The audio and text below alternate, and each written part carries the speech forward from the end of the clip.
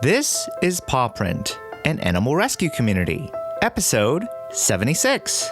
I'm Harold Ree. And I'm Nancy Ree. Today's guest is Adam Goldberg. People kept saying to me, wow, you could really see the pet's personality there. They're like a person. I'm stomach to the floor to get these pictures sometimes so people can see the animal and can picture their personality in this photo. Adam Goldberg is a pet photographer in the Tampa, Florida area, and he spends most of his time photographing dogs, cats, and other animals. He told me he's actually photographed ferrets and even a miniature horse. And he does a lot of his work for local rescue organizations, such as the Humane Society of Tampa. Today we'll learn about Adam's life journey along with his artistic journey. If you want to learn more about Adam Goldberg and AGoldPhoto, go to our show notes at thisispawprint.com/76. That's the number 76. I previously worked at the Humane Society of Broward County for 2 years.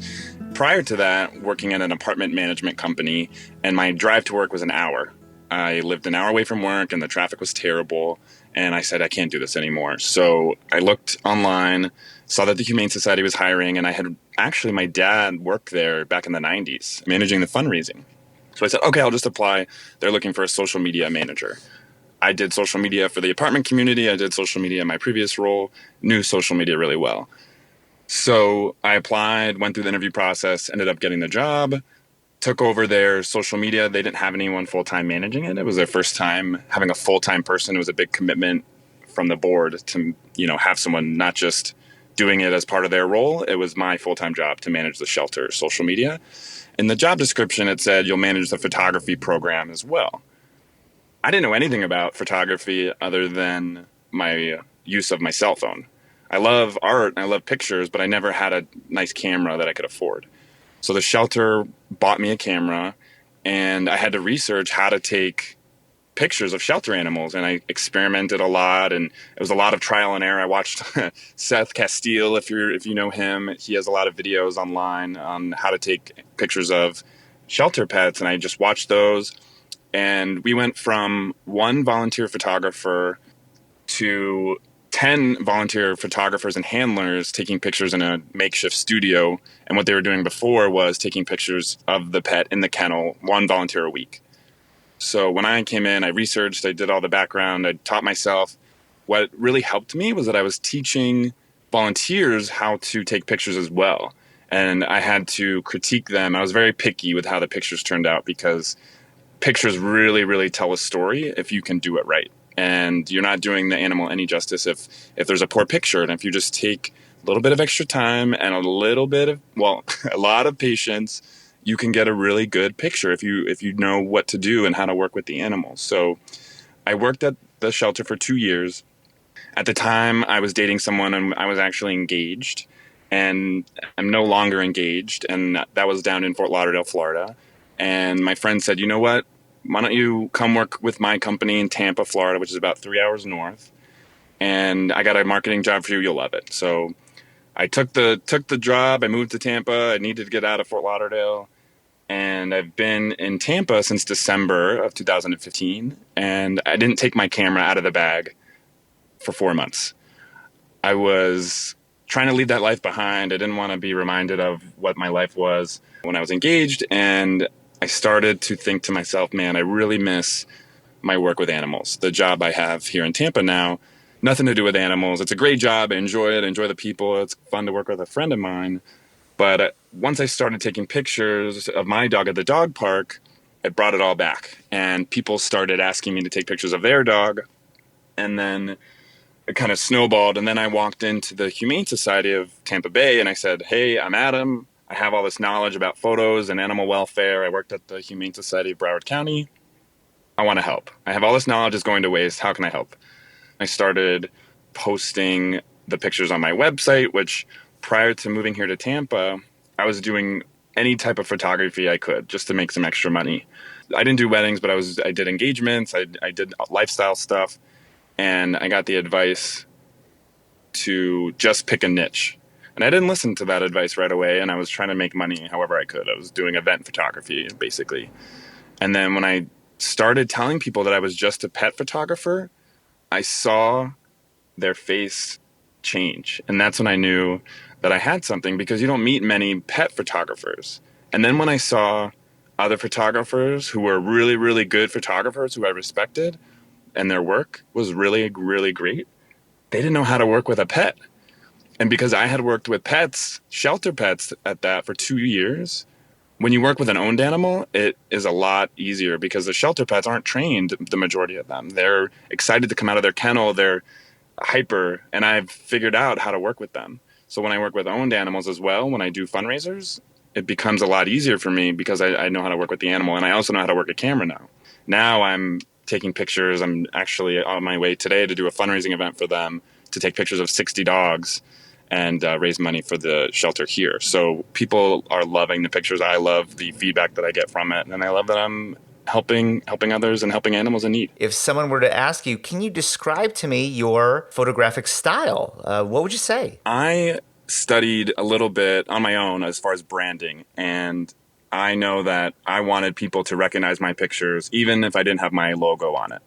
So my style is to get the dog or cat or whatever animal I'm taking a picture of in front of this gray backdrop. So whenever you see a gray backdrop, you'll know that it's mine, especially here in Tampa. People will see that, oh, I saw your photos, and I was like, oh, where did you see them? And it was on this website, it was on this shelter's website. But I also really strive to get the pet to show their personality. And I didn't think of that at first, but I had people who kept saying to me, wow, you could really see the pet's personality there. They're like a person. Because a lot of times when you're taking a picture of a pet, it's from an angle. It's from the way you look at them on an everyday basis. It's never straight on. So the pictures that I'm taking are eye to eye. I'm on the ground. I get dirty. I'm stomach to the floor to get these pictures sometimes, so people can see the animal in a way that they've never seen them before, and can picture their personality in this photo. Yeah. So that's my style. The feedback that I get is just, oh, I could. That's him. That is him. That is Fluffy right there. Right. And that feedback is just so rewarding to me. What I really enjoy about your photography personally is that it's more of the candid shot. I would say even nowadays, most pet photography tends to be tends to have more of a formal posed kind of feel to it. What some photographers might throw out as almost like an outtake, that might be your final photo, which I like that, because it just like you said, it kind of shows more personality. It definitely shows what dogs are like, right? Yeah, exactly. When I was working at the shelter, I wanted people to really see the pet's personality when they're browsing the website. Before, they were seeing photos with flash and the eyes were blown out. I'm sure you've seen those photos before. You see the chain link fence in the back. I said, no, we're not going to do it like that. I've seen the way. I've watched videos. I know what we need to do.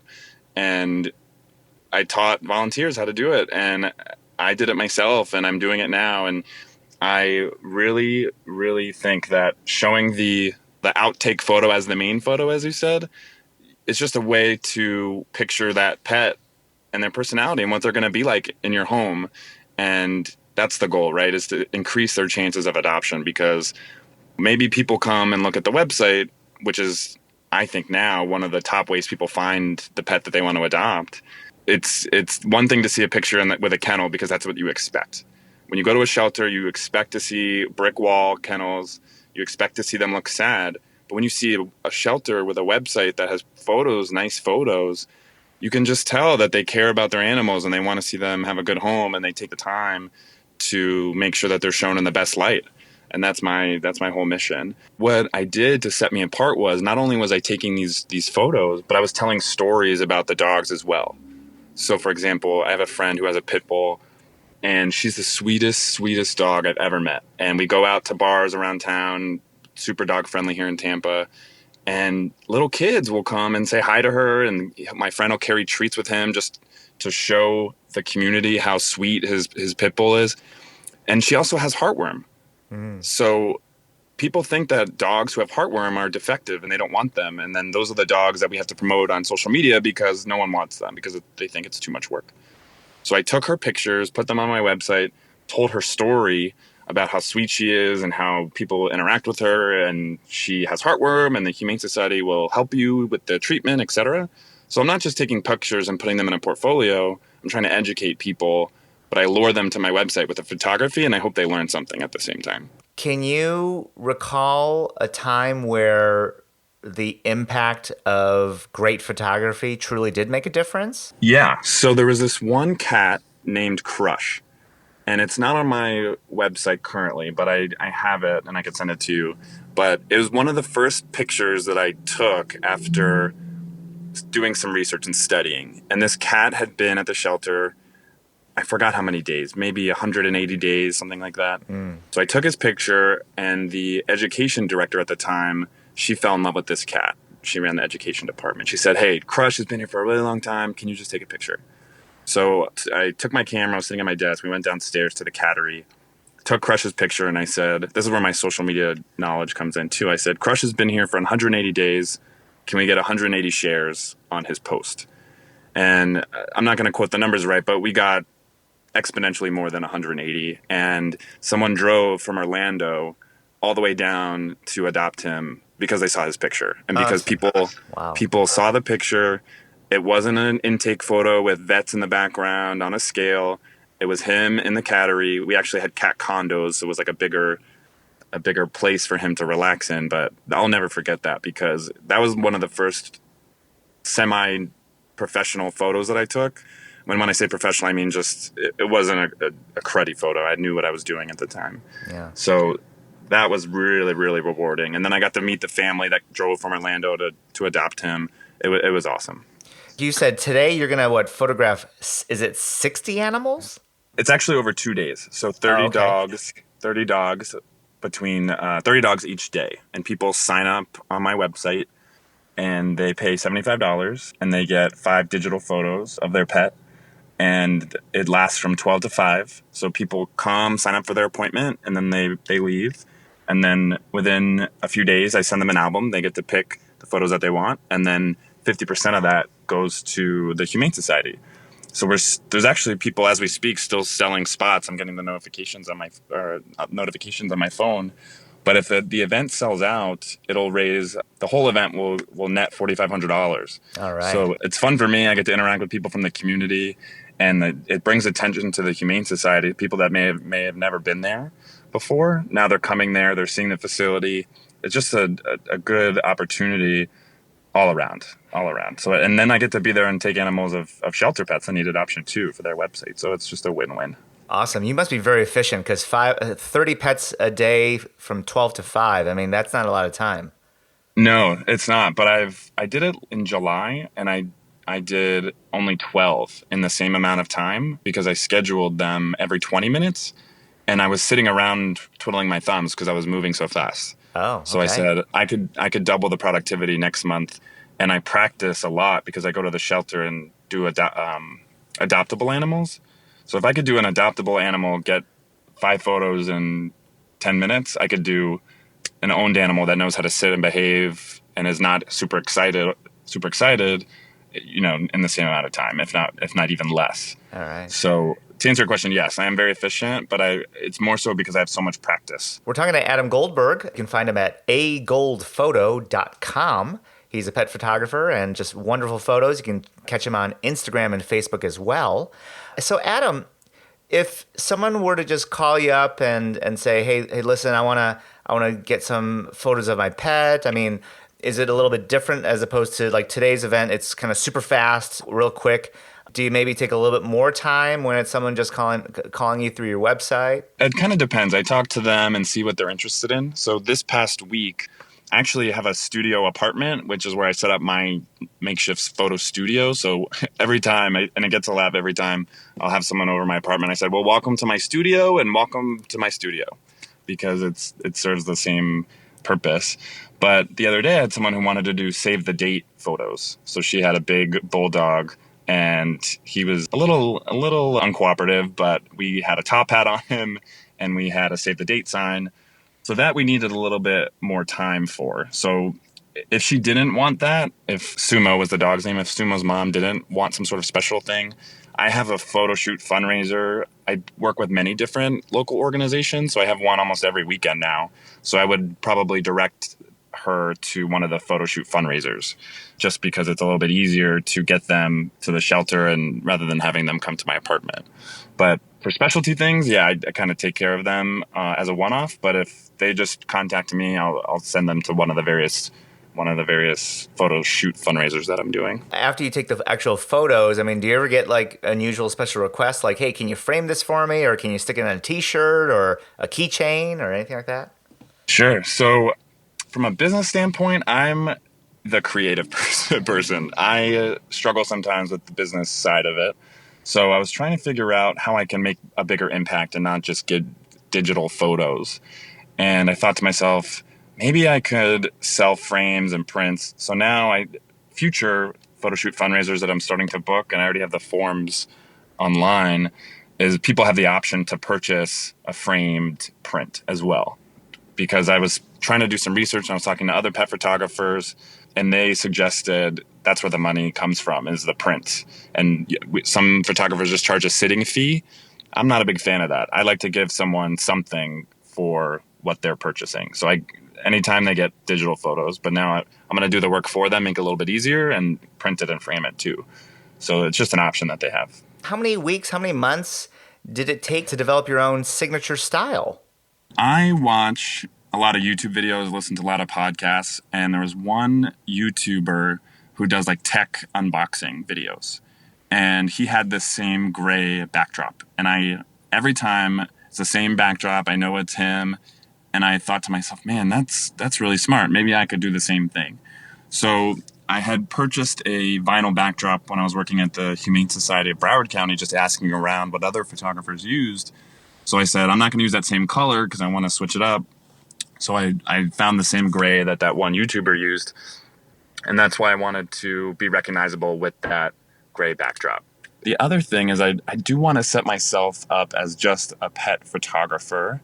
And I'm getting a lot of questions for doing like holiday photos and pet portraits with their owner. And I'm not sure if I want to do it or not. I like just working. I think working with pets is easier, honestly. They're not as picky and they're not as, my hair's in the wrong place type of thing. So I'm the one in control of the look and feel. It's not what they like. It's what I like, and they kind of cater to that, if that makes sense. Yeah. Well, if there are any sort of photography nuts or any shutterbugs out there, what kind of equipment do you use, whether it's lighting or your actual camera? Sure. So when I was doing the research, I didn't know anything about lighting before, and I bought a $75 kit, a lighting kit on Amazon, and it served me well. Unfortunately, because I'm mobile, it didn't hold up very well. And I thought, okay, I'm doing these fundraisers, I'm getting a little revenue from that. Let me invest in some good equipment. So I have lighting from Westcott, and it was about $400 or $500, and it's great. And then lighting, you need lighting. That's why it's funny. A lot of the pictures that I get of clients that are asking for pictures are black dogs. And you know why? Is because black dog owners can't get a good picture of their dog on a cell phone. So lighting is very important. And as far as a camera, I have a middle tier camera. It's a Canon T6i, and the frames per second are what are important, and the shutter speed. So if you're trying to capture movement, like if you ever see a bird in flight and it's clear as day, that photographer is using a high shutter speed because it's freezing the action in time. And that's what I do. So I'm shooting with a very high shutter speed, and you just need a camera that can handle that. And also I have double batteries. You may laugh, why are you mentioning double batteries? Because my camera is constantly on for 5 or 6 hours. And if I don't have enough battery power, then I'm kind of out of luck. So Whoops. I shoot, and I've been through that, and then I learned a lesson quickly.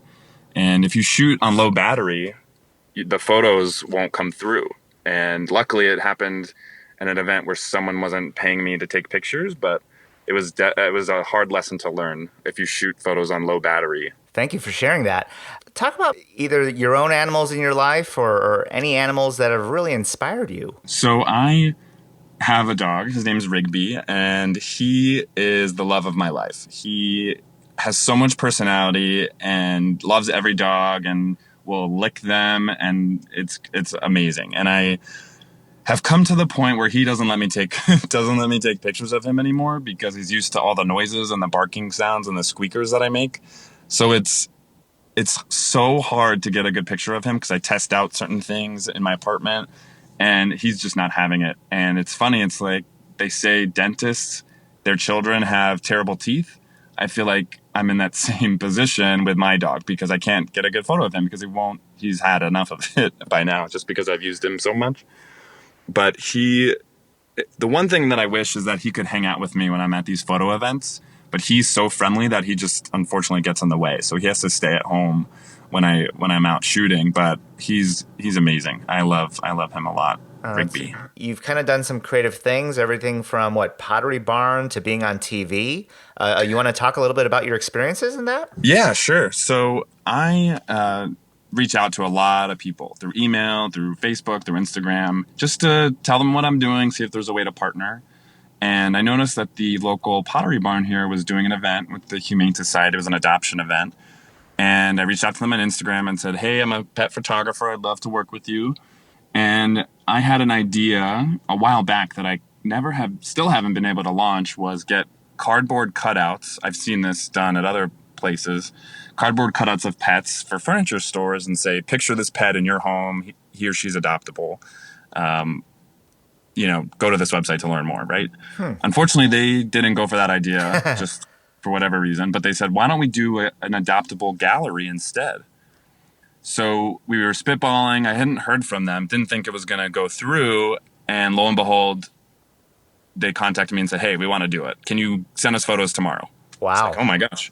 So I was like jumping for joy. Me, Pottery Barn? That's crazy. So long story short, I have an adoptable pet gallery at Pottery Barn, and it ties back to a website where you could learn all about the animals for adoption. And it's been great exposure for the Humane Society of Tampa Bay. It's been great exposure for me.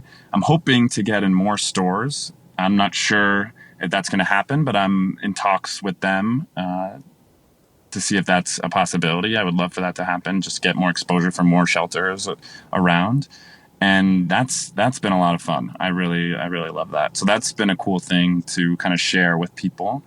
The other thing that I do, and I'm hoping to grow this as well, is I do apartment galleries of pets that live in the building. And I use that as a fundraiser for the Humane Society or for whatever shelter is in the area that building wants to support. So if you live in my apartment building, I would take photos of your pet and post a framed picture in a common area, mainly mail rooms, because mail rooms, if you've ever lived in an apartment, are pretty mundane. And when you check your mail, it's a mundane process. You get bills, etc. So I was hanging, how I got my idea for that was I was hanging pictures in my apartment because I double it as a studio and I wanted to give people some sort of view of what they could expect their photos to turn out. So I had hanging on my mind because I was thinking about hammering in nails. And then later that day I went to go check my mail and I noticed that the walls were bare. So I said to myself, wait a minute, when I worked for an apartment management company, we use local artists all the time. So I went upstairs, quickly emailed the management company of my apartment and told them the idea, got an email back right away, which was awesome, and said, we love the idea, we got to pass it up the chain. I was like, okay, it's not going to happen. Passing it up the chain, 2 or 3 weeks went by. They said, we want a proposal as to what this entails. Like, who's going to collect the money? Where's the photos going to be taken? What happens when the person moves out? Like, all these questions. So I drew up the proposal, didn't hear anything again, and I get excited, so I follow up constantly and finally heard back, yes, we're going to do it. So now, whenever someone checks their mail in my apartment building, they see photos of dogs that I've taken, and then actually that was just the pilot program, so all the funds went to the Humane Society except for the printing and framing costs. So I get to see my photos in the mailroom, and people comment on them all the time. That's actually where the Save the Date photo person contacted me through. She came on a tour to see if she wanted to live there and saw the photos. She didn't end up living there, but she saw my photography and knew that I was the person she wanted to work with. So that was really cool. And I've done it in one other building so far, and I have meetings with other apartment communities in the area. So I'm hoping that takes off as well. So those are those are some cool stuff, or that is some cool stuff that I'm hoping to accomplish. Great. And tell us, how'd you get on TV, and what was the reason for it? Sure. So actually, my friend that I told you about with the pit bull, he was the first person I took photos of as her dog. And he was at the dog park, and he ran into one of the local newscasters who does the Hometown Heroes segment. And he knows everything that I do because I talk ad nauseum about it sometimes. And he's like, oh, you should interview my friend. He does a lot of work with the Humane Society. She does pieces for the Humane Society all the time. So she contacted me. We emailed back and forth, and she said, I want to do a Hometown Hero segment on you for all the work that you do for the Humane Society. So that just launched yesterday, and it's been a whirlwind. I've been answering messages, and it's been great. It just so happened it was right before the fundraiser that I'm hosting today. So I probably got 10 or so people that saw the segment and signed up. So that was great exposure.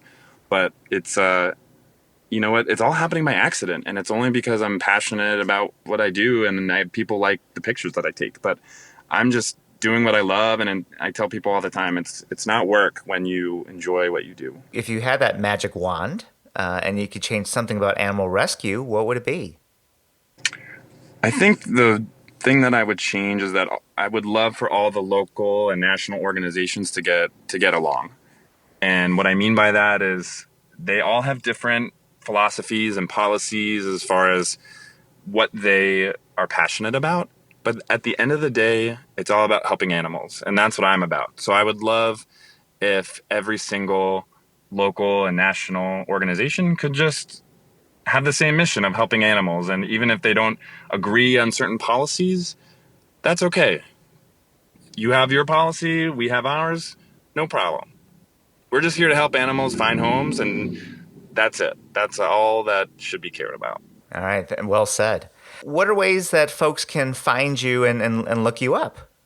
Sure. So I have a website, which is AGoldPhoto.com, and that's where I share all the interesting photos that I take. I try and spice it up a little bit with a little bit of story, and I do some outtake pictures. I post a photo, try and do more than one a day, but at least one a day on Instagram, and that's also AGoldPhoto.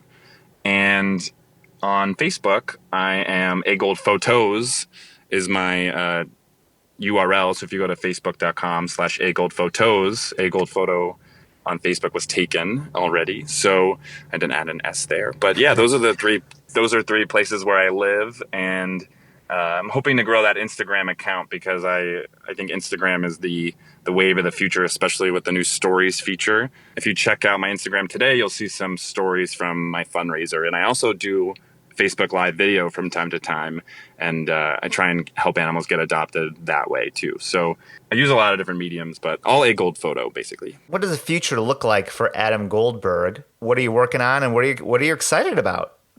Sure. So I had started basically a page on my website that has all the events that I'm working on, and right now I'm doing outreach to shelters far and wide. I live in Tampa. I'm trying to reach out to shelters in Georgia, as far as Tennessee, right now as far as I can drive, and just do these photo shoot fundraisers for them. Right now I have photo shoot fundraisers booked in northern Florida and southern Florida and central Florida, and I'm booked all the way until mid-November right now. Wow.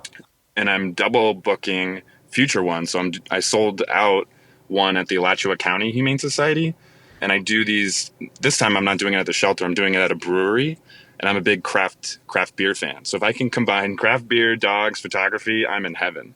And help people at the same time. Like that's perfect. So I have a full-time job as well. So I just do this on nights and weekends.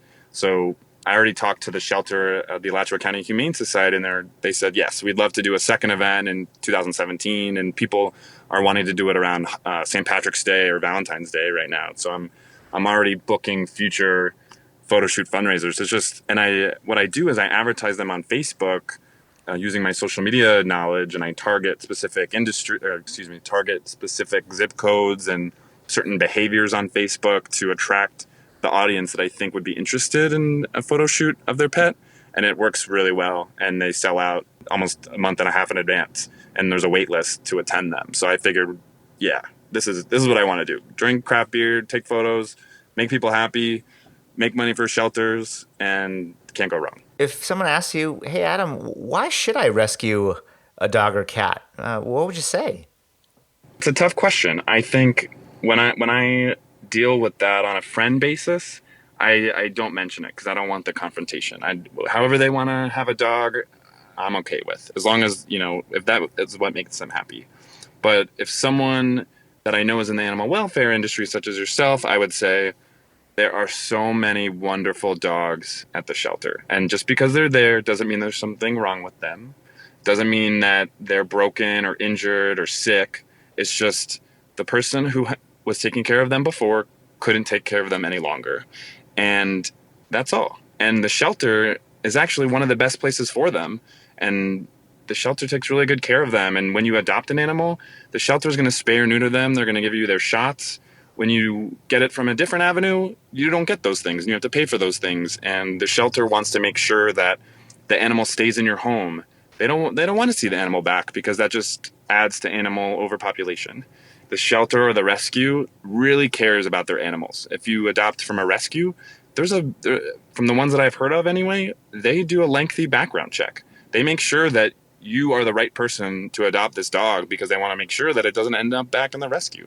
So the shelters and rescues, just speaking from my experience, I've never dealt with any other type of means to acquire a dog, but I know that shelter animals are really well cared for. Their medical needs are taken care of.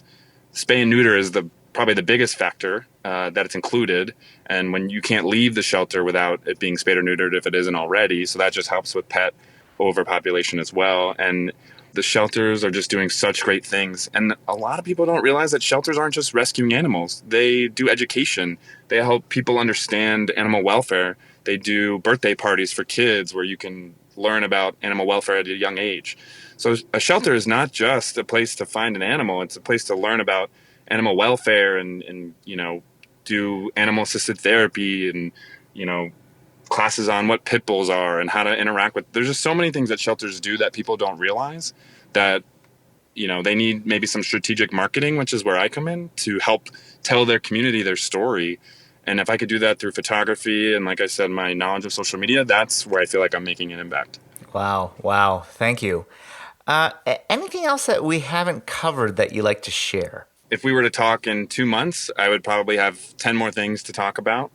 And I tend to move quickly, and people think I'm crazy for taking on all these projects. But to me, I find it really, really easy to do because it's fun and I'm having a good time, and I know I'm making an impact and making a difference. And I've only been doing this with all my effort since April, and we're now in September. So it's really only been like 4 or 5 months, and I've accomplished a lot.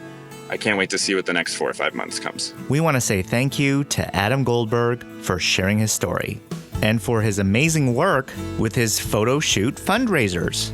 If you want to learn more about Adam Goldberg, go to our show notes at thisispawprint.com/76. If you want to meet me or Nancy on social media, Facebook, Instagram, or Twitter, look for This Is Paw Print, all one word.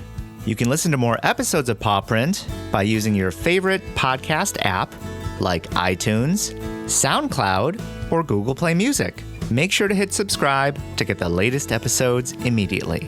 If you'd like to nominate someone to be a future guest on Paw Print, you can email us at thisispawprint@gmail.com or go to our contact page at thisispawprint.com/contact. We want to say thank you to all of you for sharing Paw Print with your friends and family. We've now been listened to in over 110 countries around the world, so thank you. And remember, you spread a positive message of love and peace by saving an animal. Have a great day, everyone, and see you next time with another great guest on Paw Print. Paw Print is a production of EVER Education. You can't handle the truth.